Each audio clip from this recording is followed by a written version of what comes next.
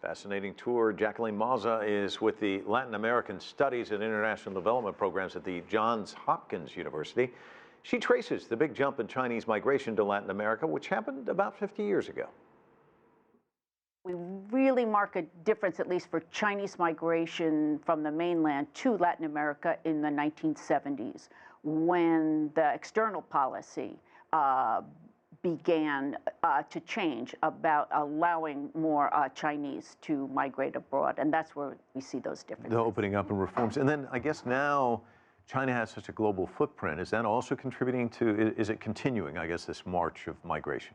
Well, certainly for Latin America, it has moved up and really moved up with the changes in Chinese investment and trade, really for Latin America post-2005.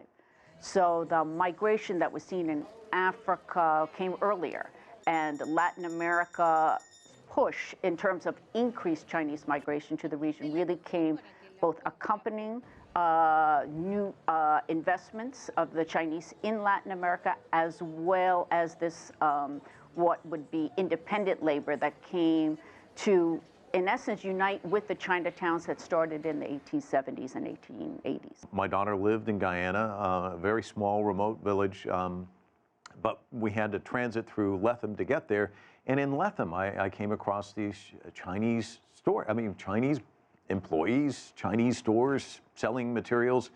And you would think in this kind of remote area, you wouldn't see that. And I guess that's kind of a story that most people aren't familiar with. I mean, you think about, okay, well, there's a certain amount of trade here and there, but even in kind of some of these remote areas, you're seeing a Chinese migration as well. I think most people associate Chinese presence in Latin America with the Chinatowns that one could see in Santo Domingo, in Peru, but this remote enclaves of Chinese communities in agricultural areas and in border towns, like you saw, is really, again, what we're seeing in the most recent times, that is 2010 onward, and yet we can't see them in national statistics. Most surveys of foreign-born populations are taken every 10 years on a census, and they're sort of equally measured across the country, and we know all immigrant groups live in big clusters. So whenever they survey, they get a smaller percentage of the Chinese, because the Chinese, and as well as any other immigrant group, are clustered together, so it underreports there.